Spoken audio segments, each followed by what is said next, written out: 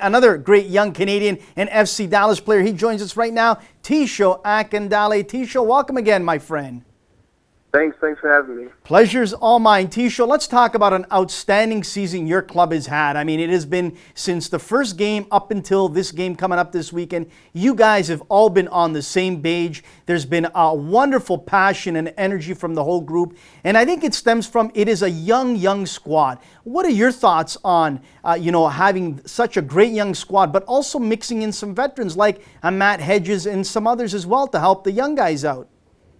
Yeah, I think we're feeling pretty confident right now, and we have a lot of the same starters as we did last year. So even though we're young, I think we're also experienced.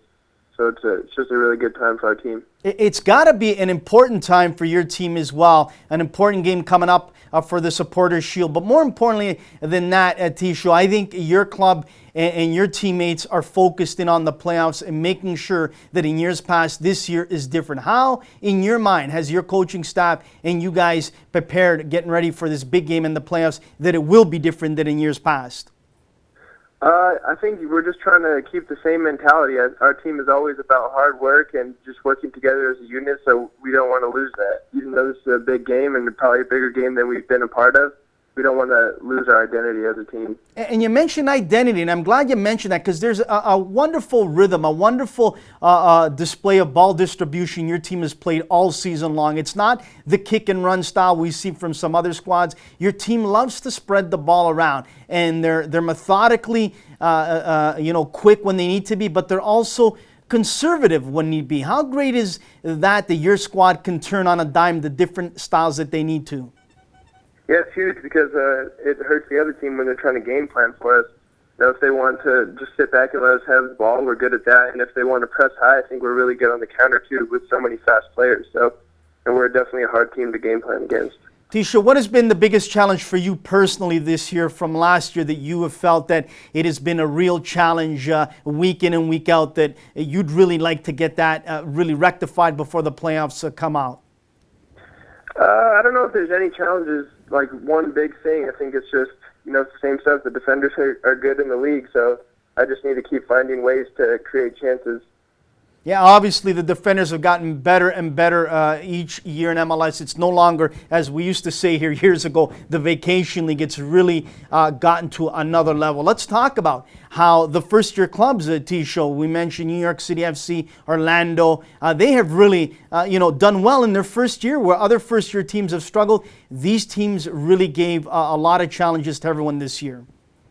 Yeah, they definitely did, and I think, you see the owners of those teams putting a lot of money into it, which also helps, and it's great for the league that a team can just come in and make such a big impact right away. Yeah, and you travel all over the league. You're playing against world stars like Kaká, Jovinko, Lamport, Pirlo. It's got to be awesome for a young guy like you to go up against some of the biggest names, knowing that overseas in Europe, Tesho, and in South America, a lot of eyes are watching MLS that they never used to watch in years past. So that's got to be great for you, for the league, and for everyone involved. Yeah, it's definitely great for the league. I mean, you can see every year the league is getting better. Better players are coming from overseas, and even there's good American and Canadian players coming up through the system. So I just see nothing but positives for the league. Tesho, the 401 Derby's coming up here on the weekend. Montreal and Toronto getting it on. Also, we know that it's a wonderful derby with Houston in your club, but also that Pacific Northwest, Seattle, Portland, Vancouver. It is lights out fantastic. Is it great to see how the rivalries now are really picking up steam in MLS, where we see it in baseball, in the NFL, and in hockey? Yeah, definitely. I think those are things that kind of build over time. So, as the league gets older, those rivalries will just get deeper and more heated, and it'll just keep getting better and better. Who's been the toughest goalkeeper this year you've had to face? Who's been a guy that has given you nightmares? I don't know. Off the top of my head, I think the MLS has so many good goalies. I don't know.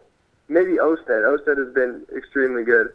Yeah, from Vancouver, he's had an exceptional season. And I mean, we look at Vancouver, and we're going to talk to you about it now with some great youngsters on that squad. Russell Tebert, the Ontario native, having a real good season there. Kyle Larin, who we mentioned, lights out great. You're getting ready for World Cup qualifiers in Vancouver against Honduras. How important is that for you, the whole squad, and how important is it to let the rest of CONCACAF know this time around it's going to be different with that first game starting out with a W? Yeah, it's a huge game for us. It's really important to get off on the right foot. And I think just myself and all the other guys on the team, we feel very confident in our chances right now. So we kind of need to take advantage of this moment that we have.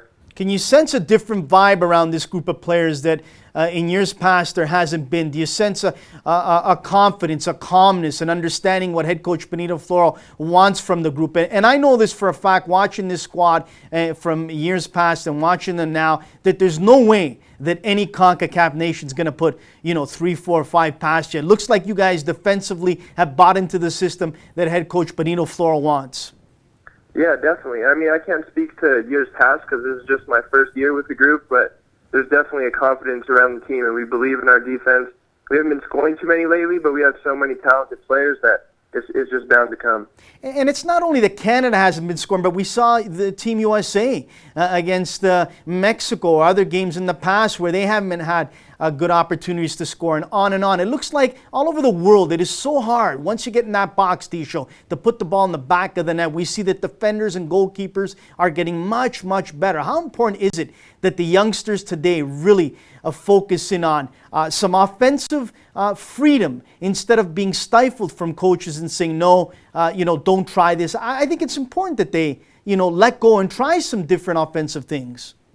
Yeah, definitely. I mean, if you just play methodically, it's going to be easy to defend. The defenders are too good, and if you just play too predictably, so that's why the people making the most money in the world right now, like the Messis and the Ronaldos, they're the most unpredictable players, and that's kind of what every offensive player needs to strive for. Tesho, this time of year, all over Canada, a lot of youngsters are getting ready to send their applications to colleges and universities. They're making sure that all their subjects are in order, their credits on.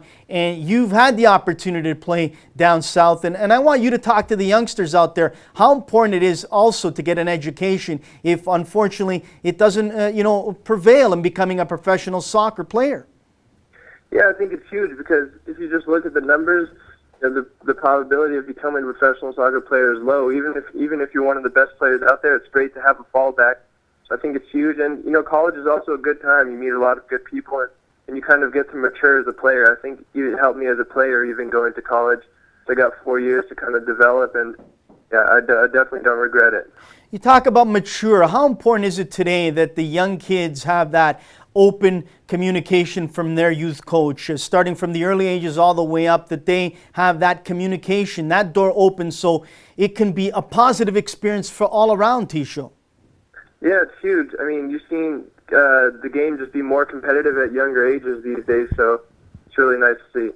And it's also nice to see that we're starting to now incorporate clubs and academies all on the same page all over North America, that not one is better than the other, that they're all working for the same cause, which is building a player on and off the field. If there's one thing that you'd like to tell the parents out there from your experiences, what is that one thing that is so important to build that player on and off the field that they need to focus on?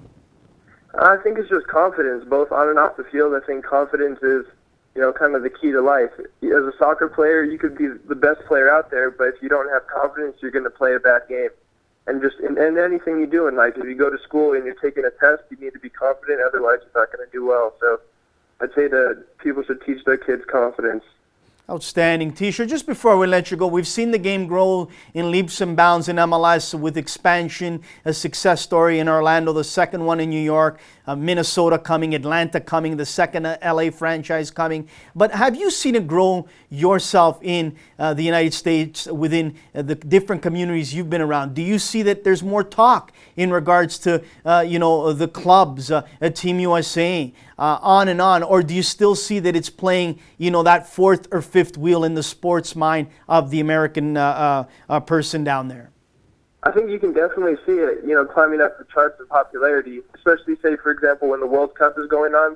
Every single bar and every single restaurant was playing all the World Cup games, not even just the U.S. games. They were playing everybody's games, and the bars were packed full of people watching at all times of the day. So you definitely see the game moving forward just in different communities around the U.S. And the state of Texas is an unbelievable soccer state. I mean, you've got Houston Dynamo, FC Dallas.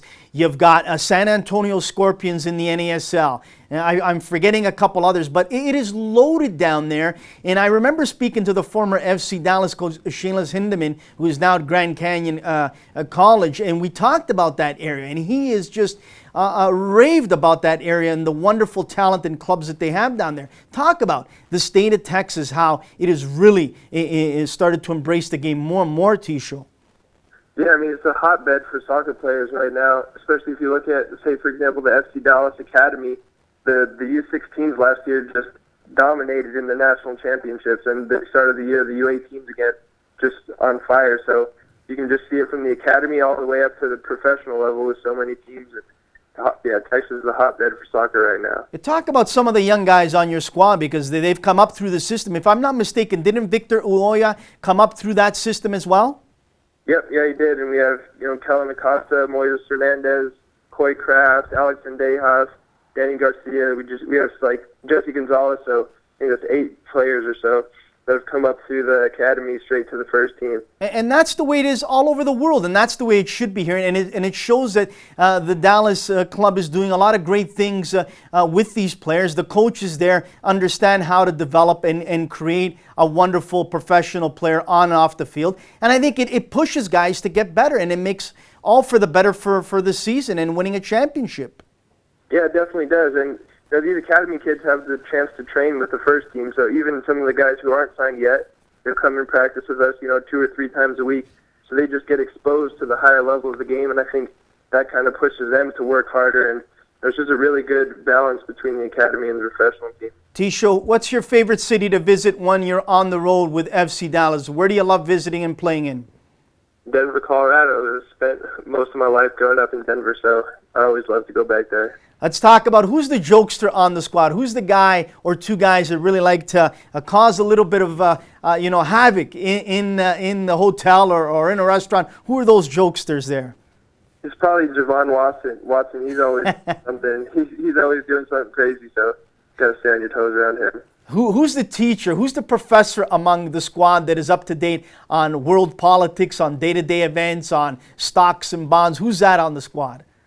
Probably, 2 of our keepers, Chris Seitz and Dan Kennedy. Those guys they're old souls, I'd say. They just know everything that's going on. So, who's the good cook on the squad? Is there someone that has invited everyone over for a good meal? Who's the good cook amongst the guys? Probably Victor Ulloa, best cook on the team. Wow, and he's pretty young to be the best cook on the team. Yeah, so he's good. Let's talk about, just before we let you go, Tesho, obviously a massive game coming up for the Supporters Shield, but it's been a real successful season, as we said. And as you get ready for the playoffs in this next game, how important is it that everyone stays focused at the big prize at the end of it all, which is the MLS Championship, and not just this game, but the whole playoffs and everything involved? Yeah, that's been our goal the whole year, so I think it'd be crazy for anybody to lose focus of that. At this point in the season, we're only one regular season game and then 5 playoff games away from what we've been working for 10 months. So I think we're all focused. I'm not worried about anybody losing focus. Outstanding, but we hope that you're also fully focused and ready, which I know you will be, for Canada in World Cup qualifiers against Honduras. The country is starving, craving for Canada, at least to get to the Hex and possibly to the World Cup. We'd love to see it. We thank you so much, Tesho, for making time, and good luck in the playoffs. Even better luck for Canada in the World Cup qualifier against Honduras, my friend. Appreciate it. Thanks for having me. Tesho Akindele of FC Dallas. What a class act. A young star on the rise in MLS, but more importantly, selfishly for Canada. I think this guy is going to have a tremendous World Cup qualifying campaign for Canada, and it'll start against Honduras in the early days of November in Vancouver, so it should be tremendous. Hey,